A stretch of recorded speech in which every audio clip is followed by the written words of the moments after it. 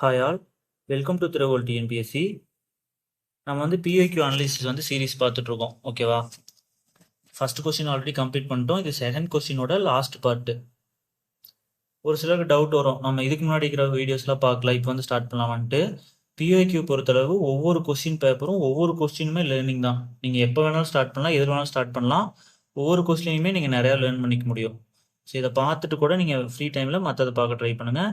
கண்டிப்பாக ஒவ்வொரு கொஸ்டின் பேப்பரும் முடிக்கிறப்போ உங்களால் 2 to 3 மார்க் எக்ஸ்ட்ரா உங்களால் ஸ்கோர் பண்ணுற முடியும். இது பேரே வந்து நம்ம பூஸ்டர் சீரிஸ் தான் சொல்லுவோம். ஸோ கண்டிப்பாக ஒரு 10 கொஸ்டின் பேப்பர் இந்த மாதிரி அனலைஸ் பண்ணிட்டு போயிட்டீங்கன்னா உங்களோட கெப்பாசிட்டியோட 10 to 20 மார்க் சேர்த்து வாங்கலாம். ஸோ ஆல்ரெடி பார்த்துட்டு இருக்கிறவங்களுக்கு உங்களுக்கு தெரியும், புதுசாக வந்தவங்களுக்காக சொல்கிறேன். ஓகேவா? ஸோ அதே மாதிரி புதுசாக வந்தீங்க கண்டிப்பாக சப்ஸ்கிரைப் பண்ணிங்க. இந்த மாதிரி வீடியோஸ் வந்து கண்டினியூஸாக நாங்கள் போடுறோம். அண்ட் இந்த வீடியோ யூஸ்ஃபுல்லாக லைக் பண்ணிக்கங்க. இதுக்கான பிடிஎஃப் ஆல்ரெடி எம்டி பிடிஎஃப் வந்து டெலகிராம் அண்ட் வாட்ஸ்அப் குரூப்பில் வந்து நாங்கள் ஷேர் பண்ணியிருக்கோம். இது இந்த வீடியோ முடிச்சதுக்கப்புறம் நோட்டட் பிடிஎஃப்பும் டெலகிராம் அண்ட் வாட்ஸ்அப்பில் வந்து ஷேர் பண்ணிடுவோம். ஓகேவா? ஸோ யாராச்சும் ஜாயின் பண்ணலாம், ஜாயின் பண்ணிக்கங்க. ஃபர்தர் இனி வர பிடிஎஃப்ஸும் வாட்ஸ்அப் அண்ட் டெலகிராமில் தான் ஷேர் பண்ணுவோம். ஸோ ஜாயின் பண்ணிக்கங்க. ஓகே, நம்ம ஸ்டார்ட் பண்ணிடலாம். ஃபஸ்ட்டு கொஸ்டின் மேட்ச் கேட்டிருக்காங்க. இதில் வந்து முக்கியமான சில வேர்ட்ஸுக்கான டெஃபினிஷன் வந்து நமக்கு தெரிஞ்சுக்கலாம். ஓகேவா? ஸோ பாலிட்டியில் வந்து கேட்டிருக்காங்க இறையாண்மை. இறையாண்மைனா இங்கிலீஷ் வந்து சாவர்னிட்டி. இது ஃபஸ்ட்டு என்ன லாங்குவேஜ் நம்ம தெரிஞ்சுக்கணும். Latin language. மொத்தம் 3 வார்த்தை வந்து லத்தீன்லேருந்து எடுத்துருப்பாங்க பாலிட்டி ஓரியன்டாக. ஃபர்ஸ்ட் வந்து குடியுரிமை, சிட்டிசன்ஷிப்பு. நெக்ஸ்ட் வந்து கூட்டாட்சி, ஃபெடரலிசம், சாவர்னிட்டி, இறையாண்மை. இந்த 3மே லத்தீன் வேர்டு தான், கண்டிப்பாக கேட்பாங்க. ஓகேவா? இறையாண்மை பொறுத்தளவு என்னன்னா 2 விதமாக இருக்கும், இன்டர்னல் சாவர்னிட்டி, எக்ஸ்டர்னல் சாவர்னிட்டின்னு சொல்லிட்டு. இறையாண்மைனா பேசிக்னா உச்சபட்ச அதிகாரம். ஓகேவா? இருக்கலையே அவங்களுக்கு தான் அதிக அதிகாரம்னு சொல்கிறது. இப்போ இந்தியாவை எடுத்துகிட்டா அதனோட சாவர்னிட்டி எப்படி இருக்குன்னா, அது இந்தியாவுக்குள்ளே இருக்கிற மக்களை ஃபுல்லாக அது கண்ட்ரோலில் வச்சுருக்கும். அது வந்து இன்டர்னல் சாவர்னிட்டி. அதே மாதிரி இந்தியா வந்து மற்ற எந்த கண்ட்ரிக்கு வந்து அடங்கி போகாது, அது வந்து சுதந்திரமாக இருக்கும். அது வந்து எக்ஸ்டர்னல் சாவர்னிட்டி. ஓகேவா? அதுதான் கொடுத்துருக்காங்க. முற்றிலும் அரசியல் சுதந்திரம் மற்றும் இறை அதிகாரம். இங்கிலீஷில் வந்து complete political freedom and supreme authority இருக்கும். இதுதான் இறையாண்மை. நெக்ஸ்ட் மதச்சார்பற்ற வேர்டு. இது வந்து இங்கிலீஷ் வந்து செக்யூலரிசம் சொல்கிறாங்க. அதாவது இந்தியா வந்து எந்த ஒரு மதத்தையும் வந்து பர்டிகுலராக வந்து சப்போர்ட் பண்ணாது, எதையும் ரிஜெக்டும் பண்ணாது. எம்மதம் சம்மதம் கான்செப்ட் தான். அடுத்து வந்து ஜனநாயகம். இங்கிலீஷ் வந்து டெமோக்ரஸி. இது நம்ம ஃபேமஸாக கேள்விப்பட்ட டயலாக் தான், மக்களால் மக்களுக்காக மக்களே செய்யும் ஆட்சி தான் மக்களாட்சின்னு சொல்லிட்டு ஆப்ரஹாம் லிங்கன் வந்து சொல்லியிருப்பாரு, அமெரிக்கன் பிரசிடென்ட்டு. இது நம்ம ஸ்கூல் புக்லேயே கொடுத்துருப்பாங்க அந்த டயலாக், கொஞ்சம் பார்த்துக்கங்க. இது சார்ந்து பார்க்குறப்போ கவர்மெண்ட்டில் வந்து 2 டைப்பாக இருக்கும். ஓகே, ஒன்று வந்து பார்லிமெண்ட்ரி ஃபார்ம் ஆஃப் கவர்மெண்ட்டு, அதான் நம்ம இந்தியா யூகேலாம் ஃபாலோ பண்ணுறது. இன்னொன்று வந்து பிரசிடென்ஷியல் ஃபார்ம் ஆஃப் கவர்மெண்ட்டு, அது வந்து அமெரிக்கா ஃபாலோ பண்ணுறது. இவ்வளோதான் இந்த கொஸ்டினில். நெக்ஸ்ட்டு சம்மு, ஒரு சில ஃபியூ சம்ஸ் மட்டும் ரீசனிங்லேருந்து எடுத்து போட்டிருக்கேன், சும்மா உங்களுக்கு ப்ராக்டிஸ்க்காக. ஓகேவா? அது எப்படி அப்ரோச் பண்ணணும்னு சில விஷயங்கள் வந்து கற்றுக்கலாம். ஃபஸ்ட்டு நம்பர் சீரீஸை பொறுத்தளவு நீங்கள் யோசிச்சு பாருங்கள். அப்படி இல்லைனா மைனஸ் மெத்தடை ட்ரை பண்ணுங்கள். ஃபார் எக்ஸாம்பிள் இப்போ 4, 5, 9, 18, 34 இருக்கா? அப்போ 5, 4 கழிச்சா 1 வரும், 9, 5 கழிச்சா 4, 18, 9 கழிச்சா 9, 34, 18 கழிச்சா 16. இப்போ மைனஸ் பண்ணுறப்போ உங்களுக்கு ஒரு லிங்க் கிடச்சிருக்கும், எல்லாமே ஸ்கொயரில் கேட்டிருக்காங்களா? அப்போ அடுத்த நம்பர் என்ன பண்ணியிருப்பாங்க, 5 ஸ்கொயர் பண்ணி அந்த 34ஓட கூட்டியிருப்பாங்க. ஓகேவா? அப்போ 5 ஸ்கொயர்னா 25, 25 + 34 = 59. ஸோ இந்த மாதிரி மோஸ்ட்லி மைனஸ் பண்ணிங்கன்னா நம்பர் சீரிஸ் வந்து ஒரு 50% சான்ஸ் இருக்குது ஆன்சர் பண்ணுறதுக்கு. சம்டைம்ஸ் ஃபஸ்ட் டைம் மைனஸ் பண்ணுறது வராது, அடுத்து வர அதையும் மறுபடியும் மைனஸ் பண்ணுங்கள். ஃபார் எக்ஸாம்பிள் இந்த கொஸ்டினில் 1, 4, 9, 16 இருக்கா? அதில் ஆன்சர் வந்தால் ஓகே. சப்போஸ் வரலைன்னா மறுபடியும் அந்த 4 - 1, 9 - 4, 16 - 9 போட்டு பார்க்கணும். அந்த மாதிரி போட்டிங்கன்னா சம்டைம்ஸ் ஆன்சர் கிளிக் ஆகும். நம்பர் சீரிஸை இப்படி தான் அப்ரோச் பண்ணணும், ஓரளவுக்கு ஆன்சர் பண்ணலாம். இதுக்கு ஆன்சர் வந்து 59. நெக்ஸ்ட்டு நியூக்ளியர் ரியாக்டர் பற்றி கொடுத்துருக்காங்க. அதில் வந்து கண்ட்ரோல் ராட் வந்து கேட்மியம், இன்னொன்று வந்து போரானும் யூஸ் பண்ணுவாங்க. ஓகேவா? நார்மலாக வந்து அணுக்கரு உலைன்னு ஒன்று இருக்குது, இன்னொன்று வந்து நியூக்ளியர் பவர் பிளான்ட்டு. ஓகேவா?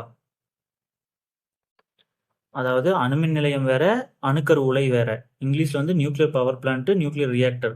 நியூக்ளியர் பவர் பிளான்ட்னா என்னன்னா மொத்தமாக ஓவராலாக சேர்ந்து நியூக்ளியர் பவர் பிளான்ட்னு சொல்லுவாங்க. அதில் வந்து பர்டிகுலர் அந்த எனர்ஜி ப்ரொடியூஸ் ஆகிற பிளேஸ் தான் நியூக்ளியர் ரியாக்டர். ஓகேவா? அதில் தான் முக்கியமாக 3 பகுதி இருக்குது. அதில் ஒன்று வந்து கண்ட்ரோல் ராடு, அது வந்து கேட்மியம் அண்ட் போரான். இது கண்ட்ரோல் வந்தால் கேட்னு வருதா, அதுதான் அப்படி வச்சு நம்ம லிங்க் பண்ணிக்கலாம். அடுத்து குளிர்விப்பான், கூலண்ட்னு சொல்லுவாங்க. இது வந்து நீர், கேஸு, சோடியம். சோடியம் வந்து இப்போ ரீசெண்டாக யூஸ் பண்ணிட்டு இருக்காங்க. அடுத்து வந்து தனிப்பான். தனிப்பான்னா மாடரேட்டர் இங்கிலீஷில். இது வந்து கிராஃபைட்டு, கனநீர், D2O சொல்லுவாங்க, ஹெவி வாட்டர். இதுதான் வந்து 3 முக்கிய பகுதி. இது சார்ந்து பார்க்குறப்ப ரீசெண்ட் கரண்ட் அஃபேர்ஸில் நம்ம தமிழ்நாட்டில் வந்து பார்த்துட்டிங்கன்னா 2 இது இருக்குது. ஓகேவா? ஒன்று வந்து கல்பாக்கம், இன்னொன்று கூடங்குளம். கூடங்குளம் பொறுத்தளவு 2000 மெகாவாட் இருக்குலே பெருசு. கல்பாக்கம் வந்து கொஞ்சம் சின்னதான், கிட்டத்தட்ட 400 மெகாவாட் தான் எனர்ஜி ப்ரொடியூஸ் பண்ணுவாங்க. இதில் வந்து கல்பாக்கம் வந்து சென்னையிலையும், கூடங்குளம் வந்து திருநெல்வேலி சைடு இருக்கும். ஓகேவா? ரீசெண்டாக கல்பாக்கத்தில் என்ன பண்ணியிருந்தாங்கன்னா ஃபாஸ்ட் பிரீடர் ரியாக்டர் FBRனு ஒன்று நிறுவியிருந்தாங்க. 500 மெகாவாட் கெப்பாசிட்டியில். அது என்னன்னா, நம்ம இந்தியாவில் வந்து நியூக்ளியர் எனர்ஜி ப்ரொடியூஸ் பண்ணுறதுல 3 ஸ்டேஜ் மெத்தடை வந்து ஃபாலோ பண்ணுறாங்க. ஓகே, அதில் வந்து செகண்ட் ஸ்டேஜ் தான் FBRனு சொல்லுவாங்க, ஃபாஸ்ட் பிரீடர் ரியாக்டர். அதில் யூஸ் பண்ணுற குளிர்விப்பான் வந்து சோடியம் சொல்லிட்டு இருந்தாங்க. ஓகேவா? ஸோ அதனால சொல்கிறேன், கரண்ட் அஃபேர்ஸில் லைட்டாக அதை அப்டேட் பண்ணிக்கோங்க.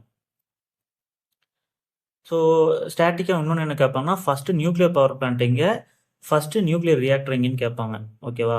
ஃபஸ்ட்டு நியூக்ளியர் பவர் பிளான்ட் வந்து தாராப்பூர், மகாராஷ்டிராவில் 1969 ஸ்டார்ட் பண்ணியிருப்பாங்க.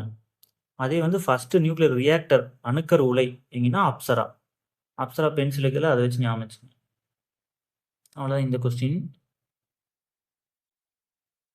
Next land and sea breeze வந்து ட்ரேட் விண்ட்ஸாக ஃபார்ம் டியூ டு எதனால் வந்து ஃபார்ம் ஆகுதுன்னு கேட்குறாங்க. வெப்பசலனம், கன்வெக்ஷன். கன்வெக்ஷன் வெப்பசலனம் என்னென்னா, ஒரு இடத்துல வந்து ஹீட் ஆகிறப்போ அங்கே வந்து லோ ப்ரெஷர் கிரியேட் ஆகுமா, அதை ஃபில் பண்ணுறதுக்காக ஹை ப்ரெஷர் ஏர் வந்து அங்கே நோக்கி வரும். அந்த கான்செப்ட் தான் வெப்பச்சலனம்னு சொல்லுவாங்க. உங்களுக்கு ஈஸியாக தெரிஞ்சுக்கணுன்னா, பேராசூட் இருக்குல்ல, அதில் நிறைய இதில் பார்த்தீங்கன்னா தீ எரியும். எதுக்குடா தீ எரியுன்னு பார்த்தீங்கன்னா இதுதான் காரணம். அது என்ன பண்ணுன்னா, ஹீட் ஆகிறப்ப அந்த பலூனுக்குள்ளே வந்து ஒரு ஸ்பேஸை வந்து கிரியேட் பண்ணி கொடுத்துரும். அப்போ என்ன ஆகும், அங்கே வந்து லோ ப்ரெஷர் கிரியேட் ஆகுமா, வெளியில் இருக்கிற ஏர்லாம் அதை வந்து ஃபில் பண்ணுறதுக்காக உள்ளே போகும். அப்போ ஆட்டோமேட்டிக்காக அந்த பலூன் வந்து மேலே போக ஆரம்பிக்கும். ஓகேவா? ஸோ நம்ம நிறைய டைம் யோசிப்போம், என்னடா அந்த தீப்பத்தி அந்த பலூன் எரிஞ்சிடலாம். ஸோ இதுதான் காரணம். ஓகே, வெப்பசலனம் தான் இதுக்கு காரணம். அதே மாதிரி லேண்ட் அண்ட் சீ ப்ரீஸ்க்கு வந்து எப்போ வந்து என்ன டைமில் வந்து லேண்ட் ப்ரீஸும் எப்போ வந்து சீ ப்ரீஸும் வீசுன்னு கேட்பாங்க. ஓகேவா? இதுக்கு என்ன ஷார்ட்கட்னா, நீங்கள் நார்மலாக வந்து பீச் போவாங்க, அது வந்து நைட் டைம் போவாங்களா பகல் டைம் போவாங்களா யோசிச்சு பார்த்தீங்கன்னா மோஸ்ட்லி பகல் டைம் தான் போவாங்க. ஓகேவா? பகல் டைம்னா ஒரு நைட் ஒரு ஈவினிங் 7, 6 வரைக்கும் சொல்கிறேன். ஓகேவா? அது வந்து பகல் டைம்னு வச்சுங்க. அப்போ என்ன ஷார்ட்கட்னா, கடலுக்கு போகிறது வந்து பகலில் தான் போவோம் அப்படின்னு அமைச்சுங்க. அப்போ கடல் காற்றுனா பகலில் வீசும். ஓகேவா? சீ ப்ரீஸ் வந்து பகலில் வீசும் டே டைமில். அதே லேண்ட் ப்ரீஸ் வந்து நைட் டைமில் வீசும். இதை மட்டும் ஷார்ட்கட் மாதிரி வச்சு லிங்க் பண்ணிங்க. இது ரெண்டுமே கேட்கக்கூடிய கொஷின். நெக்ஸ்ட் கொஷின் வந்து க்ரீன் ரெவல்யூஷன், பசுமை புரட்சி பற்றி கேட்டிருக்காங்க. இதை பற்றி கேட்டால் நம்மளுக்கு டக்குன்னு ஞாபகம் வந்து பசுமை புரட்சியின் தந்தை. ஓகே, இந்திய பசுமை புரட்சியின் தந்தைனா தான் யார், சுவாமிநாதன். அதே ஜென்ரலாக பசுமை புரட்சியின் தந்தைன்னு யாருன்ட்டு கமெண்ட்டில் சொல்லுங்கள். ஓகேவா? ஸோ 1966 பசுமை புரட்சி வந்து ஸ்டார்ட் ஆகுது. ஆனால் இதுக்கு முன்னாடியே சும்மா ஒரு ட்ரையல் மாதிரி ட்ரை பண்ணியிருப்பாங்க ஒரு 7 பிளேஸில். அதில் ஸ்பெஷல் என்னன்னா, தமிழ்நாட்டில் தஞ்சாவூர் வந்து அதுலேயே செலக்ட் ஆகிருக்கு அப்போவே 1960லேயே. ஸோ இது நல்லா பார்த்துங்க. அதுக்கு பேர் என்ன, IADPன்னு சொல்லுவாங்க. இது ஃபுல் ஃபார்ம் வந்து ப்ரீவியஸ் கொஸ்டினில் வேறு இடத்துல கேட்டிருக்காங்க. Intensive agriculture district program. ஓகேவா? IADPனா இது ஒரு சில இடத்துல டெவலப்மெண்ட் கொடுக்குறாங்க, டிக்கு டிஸ்ட்ரிக்ட் தான், இன்டென்சிவ் அக்ரிகல்ச்சர் டிஸ்ட்ரிக்ட் ப்ரோக்ராம். அதுக்கப்புறம் தான் 1966 பசுமை புரட்சி வந்து டெவலப் ஆகிருக்கும் ஃபுல்லாக, இந்தியா ஃபுல்லாக. இதே மாதிரி இதில் வந்து என்ன கேட்பாங்கன்னா, முக்கியமாக ஒரு 4 பயிருக்கு இம்பார்ட்டன்ஸ் கொடுத்துருப்பாங்க. நெல், கோதுமை, சோளம், மக்காச்சோளம். அதுவும் அடிக்கடி கேட்பாங்க. ஓகேவா? அடுத்து வந்து 2006 இரண்டாவது பசுமை புரட்சி வந்திருக்கும். இதில் வந்து மரபணு மாற்றப்பட்ட விதைகளுக்கெல்லாம் வந்து இம்பார்ட்டன்ஸ் கொடுத்துருப்பாங்க. இதெல்லாம் புக் லைன்ஸ் தான், நல்லா நிற்க வச்சுக்கோங்க. ஓகே, அடுத்து இது பற்றி கேட்டிருக்காங்க. ஆரவள்ளி மலை தொடர் சார்ந்து கேட்டிருக்காங்க. பின்னோட்டில் இந்தியாவில் குறைந்த அளவு மழைப்பொழிவை பெறும் பிரதேசம் இது. நம்மளுக்கு தெரியும் மேற்கு ராஜஸ்தான். ஓகேவா? இது என்ன கான்செப்ட்னா, இந்த மேப்பில் போட்டிருக்கேன்ல, அதில் தென்மேற்கு பருவக்காற்று வந்து 2 கிளையாக பிரிஞ்சு வரும். ஓகேவா? ஸ்டார்ட் ஆகிறது நம்ம நிறையா டைம் பார்த்துருக்கோம். அந்தமான் நிக்கோபரில் வந்து ஸ்டார்ட் ஆகி அப்படியே ஒரு கிளை வந்து இந்த பக்கம் கேரளா வழியாக வந்து அரபிக்கடல் வழியாக உள்ளே வரும். இன்னொன்று வந்து வங்காள விரிகுடா வழியாக வரும். ஓகேவா? இந்த அரபிக்கடல் கிளை வழியாக வர்றது என்ன பண்ணுதுன்னா அப்படியே போயிட்டு ஆரவல்லி மலைத்தொடருக்கு அப்படியே பேரலாக தாண்டி போயிடும். அதனால் என்ன ஆகுதுன்னா ஆரவல்லி மலைத்தொடருக்கு மேற்கு பகுதி, அதாவது அதான் மேற்கு ராஜஸ்தான் சொல்கிறாங்க, அங்கே வந்து ட்ரையாக இருக்கும். அங்கே தான் பாலைவனம் கிரியேட் ஆயிடுது. ஓகேவா? தார் பாலைவனம் பார்ப்போம்ல, இதனால தான் கிரியேட் ஆகுது, இந்த சிச்சுவேஷனால தான். ஆனால் கிழக்கு பகுதியில் என்ன ஆகுதுன்னா காற்று வந்து பேரலாக இல்லாமல் மலைக்கு செங்குத்தாக வரும். அப்போ என்ன ஆகுனா மலை மேலே மோதிட்டு அங்கே மழை கொடுக்குது. அப்போ கிழக்கு பகுதியில் எந்த பிரச்சனையும் இல்லை, மழை ப்ராப்பராக இருக்குது. மேற்கு பகுதியில் தான் அது பேரலாக ஓடிடுது, அதனால் அங்கே மழை பெய்யாது. அதில் ஒரு பகுதி மாட்டின பகுதி தான் பிகினார்னு சொல்லுவாங்க. அங்கே வந்து ரெயின் லோவாக இருக்கும். அது புக் லைனு, அதை பார்த்துக்குங்க. இதனால தான் தார் பாலைவனம் வந்து உருவாகுது. இதே மாதிரி இன்னொரு கொஸ்டின் ஸ்டாட்டிக்காக கேட்குறது என்னென்னா, இது வந்து பழமையான மடிப்பு சொல்லுவாங்க, ஆரவல்லி மலை. அது இமயமலைனா இளம் மடிப்பு மலை. இவ்வளோதான் இதில் கேட்குறதுக்கு சான்ஸ் இருக்குது. நல்லா படிச்சுங்க. நெக்ஸ்ட் வந்து கோட்டை இல்லாத ஒரே சிந்துவெளி நகரம் வந்து சன்குதாரம். இது பொறுத்தவரை நீங்கள் சிந்து பகுதி, ஓகேவா, அதை மட்டும் நல்லா ஞாபகிச்சுங்க. சிந்துங்கிறது ஒரு ஸ்டேட்டு டிஸ்ட்ரிக்ட் மாதிரி, அது பாகிஸ்தான் சைடு வரும். அதனால ஞாபகிச்சுங்க, சன்கு சிந்து. ஓகேவா? லோகத்தில் நமக்கு தெரியும் குஜராத்து. நெக்ஸ்ட் வந்து சிவாஜி பற்றி கொஸ்டின் கேட்டிருக்காங்க. சிவாஜியின் மிகப்பெரிய சாதனை, இது ஆக்சுவலி இங்கிலீஷில் வந்து கரெக்டாக இருக்குது. ஓகேவா? அவர் வந்து என்ன பண்ணியிருப்பாருன்னா முகலாயரை வந்து தெற்கு பகுதியிலே விடமாட்டார். பயங்கர சண்டையாக போயிட்டுருக்கு, மெயினாக அவுரங்கசீப்போட. அப்போ இங்கிலீஷில் என்ன கொடுக்குறாங்கன்னா checked expansion of Mughal empire in South India. South இந்தியாவில் அவங்க வரதை வந்து செக் வச்சிருக்காரு, தடுத்திருக்காருன்னு இருக்குது. ஆனால் தமிழில் வந்து தென்னிந்தியாவில் தோன்ற செய்தார்னு இருக்குது. ஸோ அதனால தான் அந்த தோன்றை வந்து அடிச்சு விட்ருக்கேன். முகலாய பேரரசின் விரிவாக்கத்தை தென்னிந்தியாவில் ஸ்டாப் பண்ணியிருப்பார் இவர். மெயினாக அவுரங்கசீப் வந்து தடுத்திருப்பார். ஓகேவா? ஸோ அதனால தான் எப்பவுமே முடிஞ்ச அளவுக்கு இங்கிலீஷில் லைட்டாக கன்ஃபியூஷனாக படிச்சுங்க. இங்கிலீஷில் சம்டைம்ஸ் கரெக்டாக இருக்கும், தமிழில் தப்பாக இருக்கும். ஓகேவா? ஸோ சிவாஜி சார்ந்து என்ன மாதிரி கொஸ்டின்லாம் கேட்கலான்னா, இவர் வந்து 2 விதமான வரி விதிச்சிருப்பார். ஒன்று வந்து சவுத்து, அது நம்மளுக்கு தெரியும் 1/4, சத்யஸ்மிக்குன்னா 1/10. அதுக்கப்புறம் இவரோட முக்கியமான உடன்படிக்கை வந்து புரந்தர் உடன்படிக்கை. அவர் வந்து ஆக்ரா கோட்டைக்கு வந்து கூட்டிகிட்டு போயிடுவாங்க. அப்போ வந்து இந்த புரந்தர் உடன்படிக்கை மீது தான் கூட்டிகிட்டு போயிருப்பாங்க. 1665 ஜூன் 11. இவர் வந்து சூரத்தை 2 டைம் வந்து சூறையாடி இருப்பார். அதாவது அங்கே இருக்கிற பொருளை சேதம் பண்ணுற மாதிரி 1664லையும் 1670லையும். அந்த சூறையாடினதுக்கப்புறம் 4 வருஷம் கழிச்சு தான் முடிசூடுறாரு. அதாவது அந்த பட்டாபிஷேகம் சொல்லுவாங்கள்ல மன்னருக்கெல்லாம், அந்த மாதிரி பண்ணுறாங்க. ரெய்கார் கோட்டை, இது வந்து சம்டைம் ரெய்ச்சூர் அந்த மாதிரிலாம் கொடுக்குறாங்க. எது கேட்டாலும் கரெக்டாக அங்கே வந்து அவங்களுக்கு முடிசூடுறாங்க 1674. ஓகேவா? ஸோ இதெல்லாம் தான் சிவாஜி பற்றி மெயினாக கேட்பாங்க, ஞாபகம் வச்சுங்க. அடுத்து எலெக்ஷன் கமிஷன், அவங்களோட ஆனுவல் ரிப்போர்ட்டை வந்து யார்கிட்ட சப்மிட் பண்ணுவேன்னு கேட்குறாங்க. இது வந்து கொஞ்சம் கன்ஃபியூசிங் கொஸ்டின் தான். நெட்டில் நான் பார்த்த வரைக்கும் என்ன இருந்துச்சுன்னா கட்டாயம் கிடையாதுன்னு இருக்குது. ஆனால் இவங்க வந்து பிரசிடென்ட்டுன்னு சொல்கிறாங்க. ஆனால் பிரசிடென்ட் கொண்டு போய் லாஸ்ட்டாக பார்லிமெண்ட்டில் தான் சப்மிட் பண்ணுவார். ஓகேவா? ஸோ இதுக்கு எக்ஸாக்டாக எதுவும் சோர்ஸ் இருந்தால் நீங்கள் வந்து டெலகிராமில் அனுப்பிச்சி விடுங்க, அதை நம்ம வேணால் அப்டேட் பண்ணிக்கலாம். நான் பார்த்த வரைக்கும் கம்பல்சரி இல்லைன்னு தான் இருக்குது. ஓகேவா? இது சார்ந்து பார்க்குறப்போ ஆர்டிகல் 327 வந்து பார்லிமெண்ட்டு எலெக்ஷன் கமிஷன் சம்மந்தமாக லா கிரியேட் பண்ணலான்னு இருக்கும். நீங்கள் வந்து 329 ஆர்டிகல் வந்து எதுக்கு? அது எலெக்ஷன் கமிஷனுக்கான ஆர்டிகல் தான். எலெக்ஷன் கமிஷன் வந்து 324லேருந்து 329 வரைக்கும் வரும் ஆர்டிகல். அதில் 329 ஆர்டிகல் வந்து எதுக்குன்னு வந்து கமெண்ட்டில் சொல்லுங்கள்.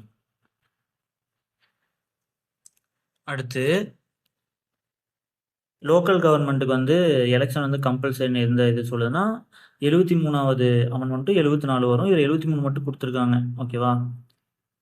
அதுக்கான ஆர்டிகல்ஸ் நம்மளுக்கே தெரியும், அடிக்கடி கேள்விப்பட்டதான். 243 கேவும் 243 இசட்ஏவும். அதே வந்து இதுக்கு அடுத்து 9Bன்னு ஒரு பார்ட் ஆட் பண்ணாங்க. ஓகேவா? லோக்கல் கவர்னன்ஸை பொறுத்தளவு பகுதி 9, 9A அது 2 மட்டும் கவர் ஆகும். அடுத்து 9Bன்னு சொல்லிட்டு 97வது அமெண்ட்மெண்ட்டில் ஆட் பண்ணாங்க. ஓகேவா? 9Bயில் கோஆப்ரேட்டிவ் சம்மந்தமாக ஆட் பண்ணாங்க. அதுக்கான எலெக்ஷனும் தனியாக இருக்குது, 243 இசட்கே. ஓகேவா? இவங்களுக்கு வந்து எலெக்ஷன் வந்து யார் நடத்துவாங்கன்னா அது தனியாக ஒன்று இருக்குது. ஓகே, ஒவ்வொரு ஸ்டேட்டும் ஒரு மாதிரி கிரியேட் பண்ணியிருப்பாங்க. தமிழ்நாட்டை பொறுத்தளவு தமிழ்நாடு கோஆப்ரேட்டிவ் சொசைட்டி எலெக்ஷன் கமிஷனே ஒரு அமைப்பு இருக்குது. அவங்க தான் கோஆப்ரேட்டிவ்க்கான எலெக்ஷன் வந்து நடத்துவாங்க. ஓகேவா? ஸோ இதான் மெயினாக கேட்பாங்க. அதே மாதிரி இந்த 73வது சட்ட திருத்தம் எப்போ நடைமுறைக்கு வந்திருக்குன்னா ஏப்ரல் 24, 1993. அதே 74வது சட்ட திருத்தம் எப்போ நடைமுறைக்கு வந்திருக்குன்னா ஜூன் 1, 1993. ஓகேவா? ஸோ இந்த 2 டேட்டு முக்கியம். மெயினாக ஏப்ரல் 24 முக்கியம். ஏன்னா national panchayat Raj day. So அதை நல்லா பார்த்துக்குவேன். Next multi dimensional poverty index, எம்பிஐன்னு சொல்லுவாங்க. இது பொறுத்தளவு அந்த இண்டிகேட்டர்ஸ் 3 இருக்கும். அது வந்து காசுதா ஷார்ட்கட்டு. கானா கல்வி, சூனா சுகாதாரம், தானா தரம், வாழ்க்கை தரம். ஹெச்டிஎஃப்க்கு இதே மாதிரி தான் வரும். என்ன அந்த வாழ்க்கை தரத்துக்கு வந்து அங்கே வந்து பர்ச்சேசிங் பவர் பேரிட்டி, ஜிஎன்ஐ அப்படி சொல்லி சேர்த்து கொடுத்துருப்பாங்க அமௌண்ட் ஓரியன்டாக. இங்கே சிம்பிளாக வாழ்க்கை தரம் கொடுப்பாங்க. இந்த 2 தான் வித்தியாசம் வரும். மற்றபடி அதே ஹெச்டி மாதிரியே தான் எம்பிஏக்கு இருக்கும். இதை வந்து யார் வந்து வேர்ல்டு லெவலில் வந்து ரிலீஸ் பண்ணுறாங்கன்னா யூஎன்டிபியும் ஓபிஹெச்ஐ. ஓபிஹெச்ஐனா Oxford poverty human development initiative. இவங்க 2 பேர் சேர்ந்து விடுறாங்க. மொத்தம் 10 டைமென்ஷனாக பிரிச்சிருப்பாங்க. ஓகேவா? அதே இந்தியானா 12 வரும். இந்தியாவில் ரிலீஸ் பண்ணுறது வந்து நிதி ஆயோக்கு. ஆல்ரெடி இருக்கிற 10 அதோட சேர்த்து 2 ஃபேக்டர் வந்து எக்ஸ்ட்ரா ஆட் பண்ணியிருப்பாங்க. அது என்னென்னா பேங்க் பாஸ்புக்கும் எம்எம்ஆரும். ஓகேவா? பேங்க் பாஸ்புக் எத்தனை பேர் வச்சுருக்காங்க அந்த டேட்டாவையும், மெட்டர்னல் மார்டாலிட்டி ரேட்டு மகப்பேறு இறப்பு விகிதம் இருக்கும்ல, அது 2ஐயும் வந்து ஆட் பண்ணிக்கிறாங்க. அதான் இங்கே மேலே கொடுத்துருப்போம், பேங்க் பாஸ்புக்கும் எம்எம்ஆரும். அடுத்து இன்னொரு கான்செப்ட் சொல்கிறாங்க, மிஸ்ஸிங் உமன். இது 2 டைம் ப்ரீவியஸ் கொஸ்டினில் கேட்டிருக்காங்க, அதனால தான் நோட் பண்ணியிருக்கு. மிஸ்ஸிங் உமன் கான்செப்ட் என்னென்னா அதிக பெண்கள் வந்து இறக்குறது. நிறைய பெண்கள் வந்து இறந்தால் அது வந்து மிஸ்ஸிங் உமன் சொல்கிறாங்க. அதே மாதிரி ஆண்களுக்கு வந்து அதிக இம்பார்ட்டன்ஸ் கொடுத்து பெண்களை வந்து இந்த சிசு கொலையெல்லாம் பண்ணுவாங்களா அந்த மாதிரிலாம் பண்ணுறது. நீங்கள் உடனே மிஸ்ஸிங் கான்செப்ட்னா கடத்திட்டு போகிறது அந்த மாதிரிலாம் ஆப்ஷன் இருக்குது. அந்த மாதிரி அதை போட்டுறாதீங்க. அதிகமாக பெண்கள் வந்து ஆண்களுக்கு முக்கியத்துவம் கொடுத்துட்டு பெண்களை வந்து கொலை செய்கிறது, பெண்களை இறக்குறது, இந்த மாதிரி கான்செப்ட் தான் missing woman concept. 2 time previous question கேட்டிருக்காங்க, அதனால நோட் பண்ணியிருக்கு. Next tax. டேக்ஸை பொறுத்தளவு நீங்கள் இப்போ ஜிஎஸ்டி 2.0 வந்திருக்கு. ஓகேவா? செப்டம்பர் 22 தான் வந்துச்சு. ஸோ இது வந்து வரியை பற்றி ஈஸி தான். இந்த கொஸ்டின் நம்ம ஈஸியாக போட்டலாம். ஃபஸ்ட்டு 3மே வரி சார்ந்து வருது, டேக்ஸ் சார்ந்து வருது. லாஸ்ட்டில் வந்து இன்ட்ரெஸ்ட் ரெசிப்டன்ட் டிவிடெண்ட்ஸ் எல்லாம் வருது. ஓகேவா? அது வந்து டேக்ஸு கீழே வராது.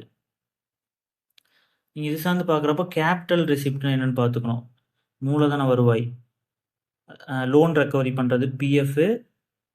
நெக்ஸ்ட் வந்து சொத்துக்கள், கவர்மெண்ட் சொத்துக்களை விற்கிறது, அது வந்து டிஸ்இன்வெஸ்ட்மெண்ட் சொல்லுவாங்க. அப்புறம் கடன் வாங்குறது, லோனு கடன், அதாவது நம்ம கடன் வாங்குறது, கொடுத்த லோனை வாங்குறது வந்து ரெக்கவரி ஆஃப் லோனுங்கிறாங்க. இது சார்ந்து எல்லாமே கேபிட்டல் ரெசிப்ட்னு சொல்லுவாங்க. ஓகேவா? மூலதன வருவாய். இது அடிக்கடி 3 மட்டும் கொடுத்துட்டு 1 மாற்றி கொடுத்துட்டு எது வராதுன்னு கேட்பாங்க, அதை பார்த்துக்குங்க. அதே மாதிரி ஜிஎஸ்டியில் வந்து இப்போ ஸ்லாப் குறைச்சிட்டாங்க, அது தெரியுங்கள. 5, 18 மாற்றிட்டாங்க. அது இல்லாமல் இந்த சின் கூட்ஸ் ஆர் லக்ஸரி கூட்ஸ்க்கு வந்து 40% வச்சுருக்காங்க, அதையும் பார்த்துக்கங்க. நெக்ஸ்ட் வந்து இந்தியாவின் பிஸ்மார்க் யாருன்னா சர்தார் வல்லபாய் பட்டேல். இவர் மெயினாக வந்து இந்தியா வந்து விடுதலை ஆகிறப்போ அவர் வந்து உள்துறை அமைச்சர் இருந்திருப்பார். அந்த எல்லா பிரதேசம் கிட்டத்தட்ட 565 பிரதேசங்களாக உடஞ்சிருக்கும், எல்லாத்தையும் ஒருங்கிணைச்சிருப்பார். ஸோ அதனால் இவர் ரொம்ப முக்கியமானவர். அதே மாதிரி ஏப்ரல் 21 வந்து இந்திய குடிமை பணிகள் தினம்னு சொல்லுவாங்க, சிவில் சர்வீஸ் டே, ஏப்ரல் 21. அது என்னன்னா 1947 அந்த ஐஏஎஸ் சிவில் சர்வெண்ட்ஸ் கேடர் வராங்களே, அவங்கள்ட்ட வந்து இவர் பேசியிருப்பார். அப்போ வந்து அவங்கள என்ன சொல்கிறாருன்னா இரும்பு கவசம், ஸ்டீல் ஃப்ரேம் நீங்களாம் அப்படின்னு சொல்கிறாரு. இவரே இரும்பு மனிதர், அவர் வந்து ஆப்போசிட்டில் இருக்கிறவங்களை வந்து ஸ்டீல் ஃப்ரேம் அப்படின்னு சொல்கிறாரு. ஓகேவா? ஸோ அதனால் இந்த லைன் ரொம்ப முக்கியம். அதே மாதிரி முதுபெரும் மனிதர்னா நம்மளுக்கு தெரியும்ல, தாதாபாய் நவ்ரோஜி. முதுபெரும் பெண்மணினா அருணா ஆசஃப் அலி. இவங்க வந்து 1942 அந்த தலைமறை இதெல்லாம் பண்ணியிருப்பாங்க.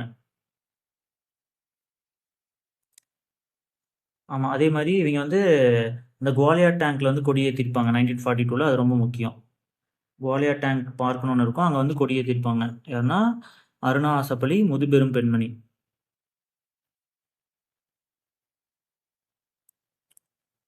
நெக்ஸ்ட் வந்து பகத்சிங் பற்றி சொல்லியிருக்காங்க. இவரை பொறுத்தளவு என்ன பண்ணுறாங்கன்னா 1927 தான் அந்த நம்ம இதை கட்டி முடிப்பாங்க, பார்லிமெண்ட் எல்லாம் பிளான் பண்ணி அப்படின்னு கட்டி பிடிப்பாங்க. இவர் 1929 2 வருஷத்தில் குண்டு போட்டுருவார். ஓகேவா, அதை வச்சு லிங்க் பண்ணிக்கங்க. எப்போனா ஏப்ரல் 8 1929 ஏப்ரல் 8. ஆனால் இவரை தூக்கு போடுறதுக்கு வந்து 1931 மார்ச் 23 ஆயிரும். ஓகேவா, அதுதான் வந்து லாகூர் சதி வழக்குன்னு சொல்லுவாங்க. 1929 லாகூர் சதி வழக்கு. ஆக்சுவலி அதுக்காக வந்து இது பண்ண மாட்டாங்க. ஓகேவா, இவங்கள இது பண்ணுறது வந்து அந்த சாண்டர்சன் கொலை வழக்குக்காக தான் வந்து தூக்கு போடுவாங்க. அதுதான் லாகூர் சதி வழக்கு. ஓகேவா, ஸோ லாகூர் சதி வழக்கு 1929க்காக அவரை கைது பண்ணி அவங்க 4 பேர்த்த கைது பண்ணியிருப்பாங்க. ஆக்சுவலி பகத்சிங், ராஜ்குரு, சுக்தேவ், அது இல்லாமல் வந்து இன்னொருத்தர் வருவார், ஜிஜேந்திரநாத் தாஸ்னு ஒருத்தர். ஓகேவா, அவர் வந்து என்ன பண்ணியிருப்பாருன்னா அங்கே வந்து கொடுக்குற உணவு வந்து சரியாக இருந்திருக்காது. அதனால் உண்ணாவிரதம் இருந்து 64 நாளில் இறந்துருவார். இவங்க 3 பேர்த்தையும் ஆனால் தூக்கில் போட்டுருவாங்க. பகத்சிங், ராஜகுரு, சுக்தேவ் இவங்க 3 பேர்த்தையும் தூக்கில் போட்டுருவாங்க. அதுக்கான டேட் வந்து 1, 2, 3. ஓகேவா, அதான் ஷார்ட்கட்டு. 1931 மார்ச் 23 சாண்டர்சன் கொன்ன வழக்கு லாகூர் சதி வழக்கு. ஓகேவா, ஸோ இந்த குண்டு போடுறாங்களே மத்திய சட்டசபையில், அது வந்து எப்போ பார்த்தோம், 1929 ஏப்ரல் 8. இதே மாதிரி இன்னொரு நிகழ்வு அடுத்த வருஷம் நடந்திருக்கும், 1930 ஏப்ரல் 18. ஓகேவா, இயரில் ஒன்று ஆட் பண்ணிக்கணும், அந்த டேட்டுக்கு பக்கத்தில் ஒன்று சேர்த்திக்கணும். 1930 ஏப்ரல் 18 சிட்டகாங் ஆயுதப்படை தாக்குதல். அந்த சூரிய சென் அவர் இருக்கார்ல, அவர் வந்து நிகழ்த்திருப்பார். ஓகேவா, அதே மாதிரி இந்த 2 பேர்த்தோட அமைப்புக்கு வந்து கன்ஃபியூஷன் ஆகும். ஓகேவா, பகத்சிங்கை பொறுத்தளவு ஹெச்ஆர்ஏ, அதாவது ஹிந்துஸ்தான் ரிப்பப்ளிக்கன் அசோசியேஷன். ஓகேவா, ஃபஸ்ட்டு 1924 ஸ்டார்ட் பண்ணுறப்போ ஹெச்ஆர்ஏன்னு ஸ்டார்ட் பண்ணியிருப்பாங்க, ஹிந்துஸ்தான் ரிப்பப்ளிக் அசோசியேஷன். 1928 ஹெச்எஸ்ஆர்ஏன்னு மாற்றிருப்பாங்க, ஹிந்துஸ்தான் சோசியலிஸ்டிக் ரிப்பப்ளிக் அசோசியேஷன் வந்து ஆட் ஆகிருக்கும். ஓகேவா, so 1924 HRA, 1928 HSRA.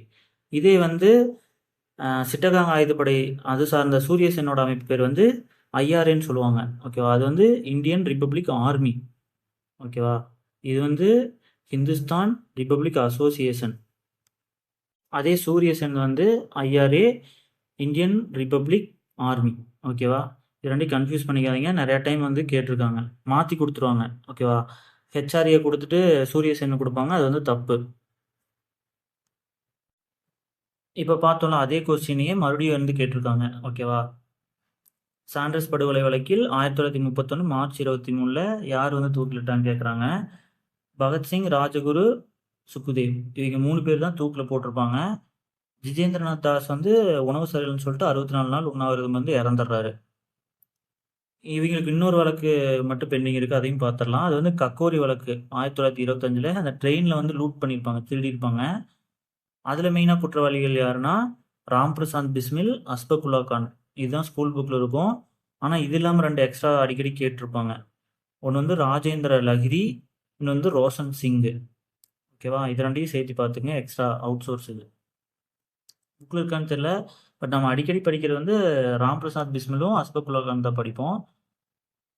Rajendra லஹரியும் Roshan சிங்கும் ஞாபகம் வச்சுக்கோங்க. நெக்ஸ்ட்டு பாளையக்காரர்கள் பற்றி கொடுத்துருக்காங்க. மருதுபாண்டியன் தலைமையில் வந்து சிறுவயல். இவங்க வந்து கட்டபொம்மனை கூட அங்கே தான் கூட்டிகிட்டு போயிருப்பாங்க, ஸ்கூல் புக் லைனில் இருந்திருக்கும். இவங்க சார்ந்து வந்து தூக்கு போடுறது வந்து அடிக்கடி கேட்டிருக்காங்க, மேட்ச்லேயோ இல்லை தனியாகவோ கேட்பாங்க. ஸோ கட்டபொம்மன் பொறுத்தளவு ஆக்சுவலி 1799 ரெண்டு பேர் தூக்கில் போடுவாங்க. அதுக்கப்புறம் 801 2 இதாக வரும். 800 யாருக்கும் வராது, இதை ஃபஸ்ட் நிற்க வச்சுக்கோங்க. 800 வந்தாலே தப்பு, யாரையுமே தூக்கில் போட்டிருக்க மாட்டாங்க. 799 பொறுத்தளவு கட்டபொம்மன் வந்து அக்டோபர் 16 1799. அதே மாதிரி நாகலாபுரத்தில் சிவசுப்பிரமணியம், அவர் வந்து 1799 செப்டம்பர் 13. நெக்ஸ்ட் 1801 வந்து அக்டோபர் 24 வந்து திருப்பத்தூரில் மருதுபாண்டியர் வந்து தூக்கு போட்டிருப்பாங்க. அதே நவம்பர் 16 கட்டபொம்மனோட சகோதரர்கள் சேவத்தையாவையும் ஊமதுரையிலையும் தூக்கு போட்டிருப்பாங்க, பாஞ்சாலங்குறிச்சியில். ஓகே, இந்த 4 பேர்த்துக்கும் தூக்கு டேட்டு ரொம்ப முக்கியம், பிளேஸும் ரொம்ப முக்கியம். அடிக்கடி மேட்ச்சில் கேட்பாங்க, நல்லா பார்த்துக்குங்க. 1799 கட்டபொம்மனும் சிவசுப்பிரமணியமும், 1801 மருது சகோதரர்களும், கட்டபொம்மனோட சகோதரரான சேவத்தையா மற்றும் ஊமதுரை. நெக்ஸ்ட் வேலூர் கழகம். இதை பொறுத்தளவு யார் வந்து கண்ட்ரோல் பண்ணியிருப்பாங்கன்னா கில்லஸ்பி. அவருக்கு தான் வந்து 7000 பக்கோடா கூட கிஃப்டாக கொடுத்துருப்பாங்க. மற்றவங்க எல்லாத்தையுமே சஸ்பெண்ட் பண்ணிட்டு அனுப்பிச்சிருப்பாங்க. அதில் மெயினாக வில்லியம் பெண்டிங் அப்போதைக்கு சென்னையோட கவர்னராக இருந்திருப்பார். லேட்டர் தான் வந்து வங்காளத்தின் கவர்னர் ஜெனரலாக இருப்பார். அவரை வந்து டெல்லி சாரி இங்கிலாந்துக்கே திருப்பி அனுப்பிச்சி விட்ருப்பாங்க ரிசைன் பண்ணி விட்டு. அப்போ வேலூர் கழகம் அப்போ சென்னைக்கு இருந்தவர் வில்லியம் பெண்டிங்கா மெட்ராஸோட கவர்னரு. அப்போ வந்து வங்காளத்தின் கவர்னராக யார் இருந்திருப்பாங்கன்னா பார்லோ அவர் இருந்திருப்பார். அதுவும் கேட்பான். ஓகேவா? இது ஒரு டைம் கூட்டில் கேட்டிருந்தாங்க. எப்படின்னா வேலூர் கழகம் நடைபெற்றப்போ சென்னையோட கவர்னர்னு சொல்லிட்டு பார்லோ கொடுத்துருந்தாங்க. அது தப்பு. சென்னையோட கவர்னர் வந்து அப்போ வில்லியம் பெண்டிங் தான் இருந்திருப்பாரு. பார்லோ தான் இந்தியாவோட கவர்னர் ஜெனரல் இருந்திருப்பாரு. அதாவது வங்காளத்தின் கவர்னர் தான் வந்து இந்தியாவின் கவர்னர் ஜெனரல் சொல்லுவாங்க. நெக்ஸ்ட் இது சும்மா யூனிட் 8 சார்ந்து கேட்டிருக்காங்க. ஜெயகாந்தன்னா அக்னி பிரவேசம், புதுமை பித்தன் வந்து சாப விமோசனம். இது மட்டும் பார்த்துக்குங்க போதும். இது ஆல்ரெடி நம்ம பார்த்துருக்கோம். பாவை பாடிய வாயால் கோவை பாடுக அப்படின்னு சொன்னால் மாணிக்கவாசகர் அவரை பார்த்து கடவுள் வந்து சொல்லியிருக்காங்க. அவர் வந்து திருவெம்பாவை பாடியிருப்பார். ஓகேவா? அவர் வந்து இது கடவுள் சொன்னங்காட்டி திருக்கோவை வந்து பாடியிருப்பார். இதே நம்ம இன்னொன்று பார்த்தோம் திருப்பாவை அப்படின்னு சொல்லிட்டு. அது யாருதுன்னு வந்து கமெண்ட்டில் சொல்லுங்கள். லாஸ்ட் ப்ரீவியஸ் கொஸ்டின் வீடியோ பார்க்குறப்ப அதை சொல்லியிருந்தோம் டீப்பாக. திருப்பாவை வந்து யாரோடது, அதில் எத்தனை பாடல் வரும் அப்படின்னு சொல்லுங்கள் கமெண்ட்டில். அதே மாதிரி மாணிக்கவாசர் வந்து மொத்தம் 12 திருமுறைகள் இருக்கும். அதில் வந்து 8ஆம் திருமுறையில் தான் இந்த அவரோட பாட்டெல்லாம் எழுதியிருப்பார். ஓகேவா? அது வந்து பின்னாடி டேபிளில் கொடுத்துருங்க, அதில் பார்த்துக்கலாம். இதுதான் அந்த டேபிள். மொத்தம் வந்து 12 திருமுறைகள் இருக்குது. ஓகேவா? அதில் வந்து ஃபஸ்ட்டு 3 திருமுறையுமே திருஞான சம்பந்தர் வந்துடுவார். அடுத்த 3 வந்து திருநாவுக்கரசர். 7ஆம் திருமுறை வந்து சுந்தரர். இந்த ஃபஸ்ட்டு 7யுமே தேவாரம் தான் சொல்லுவாங்க. ஓகேவா? 12 திருமுறைகளில் முதல் 7 திருமுறை தான் தேவாரம். இது தனி கொஸ்டின். 8ஆம் திருமுறை மாணிக்கவாசகர் நம்ம பார்த்தோம். அவர் வந்து திருவாசகம், திருக்கோவை, திருவெம்பாவை எல்லாமே இவரோடது. 9ல் முக்கியமானவர் வந்து திருமாளிகை தேவர், திருப்பல்லாண்டு வந்து அவர் எழுதியிருப்பார். நிறைய பேர் வருவாங்க, முக்கியமானது மட்டும் கொடுத்துருக்காங்க. திருமாளிகை தேவரோட திருப்பல்லாண்டு. 10ஆம் இதில் வந்து திருமூலம் மட்டும்தான் வருவார். அவர் திருமந்திரம். ஓகேவா? 10 மந்திரம் ஞாபகம் வச்சுங்க. நெக்ஸ்ட் 11ஆம் திருமுறையில் வந்து மொத்தம் 12 பேர் வருவாங்க. முக்கியமானவங்க வந்து காரைக்கால் அம்மையார். 12ல் வந்து சேக்கிலார். அது வந்து திருத்தொண்டர் புராணம், பெரிய புராணம்லாம் வரும்ல, அது ஃபுல்லாக. ஸோ இதுதான் வந்து 12 திருமுறைகள். இது கேட்க வாய்ப்பு இருக்குது. யூனிட் 8 சார்ந்து நல்லா பார்த்துங்க.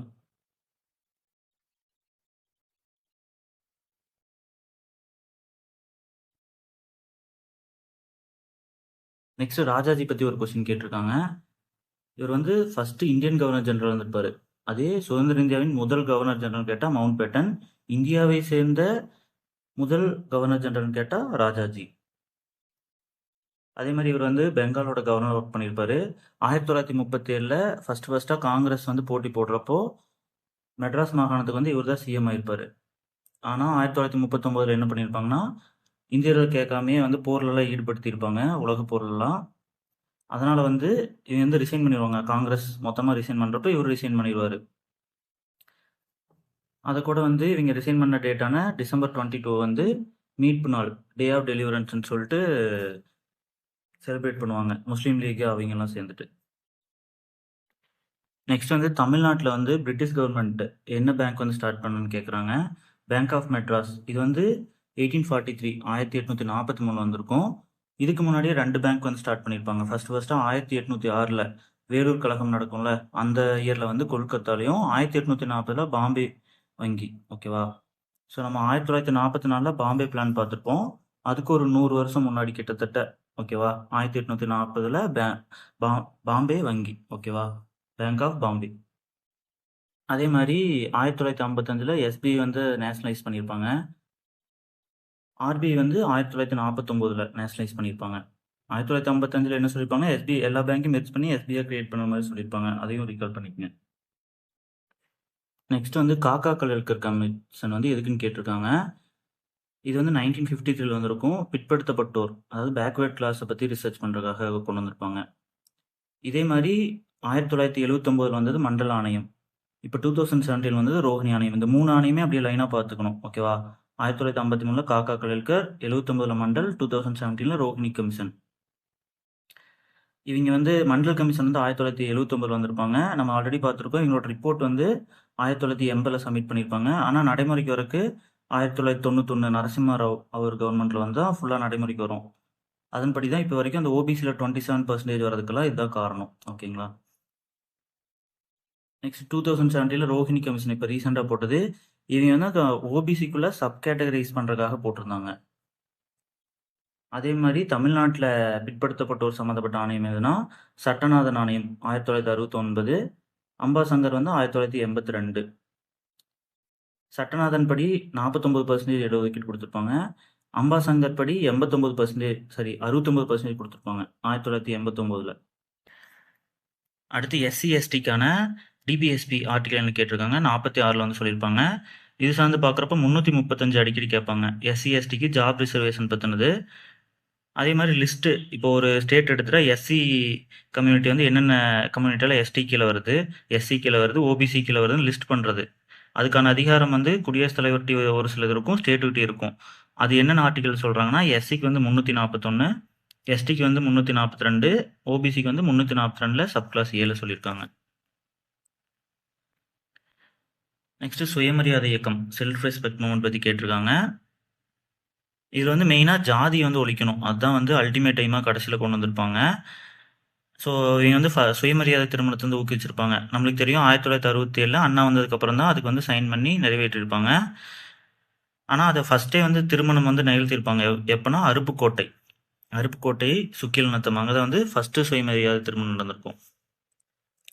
இது சார்ந்து பார்க்குறப்போ சுயமரியாதை மாநாடு மொத்தம் 4 மாநாடு நடந்திருக்கும். அதுக்கு வந்து ஷார்ட்கட் வந்து சேவ்ஸ் எஸ்இவிஎஸ். அதனோட ஃபஸ்ட் எழுத்தெல்லாம் சேர்த்து எஸ்இவிஎஸ்னு வச்சுருக்கோம். செங்கல்பட்டு ஃபஸ்ட்டு, அங்கே வந்து சவுந்தரபாண்டியன் தலைமை தாங்கியிருப்பார் 1929.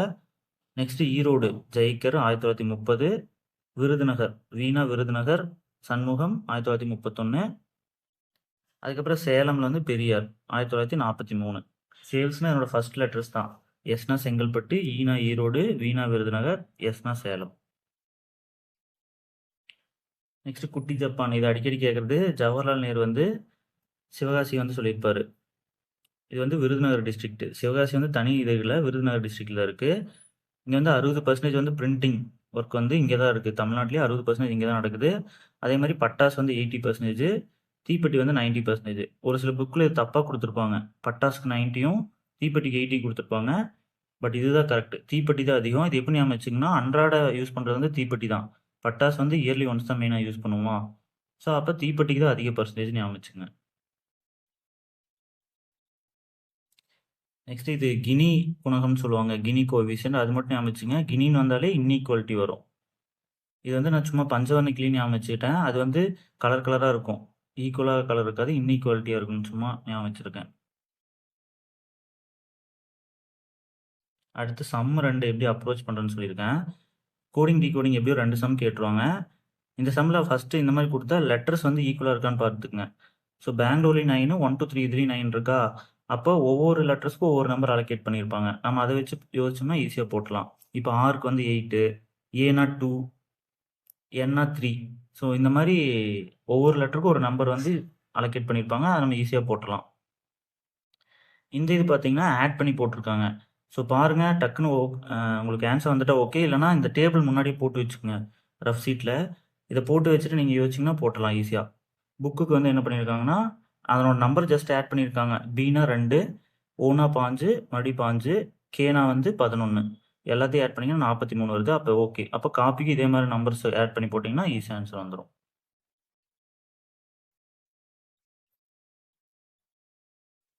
இந்த சம் வந்து அடிக்கடி கேட்குறாங்க.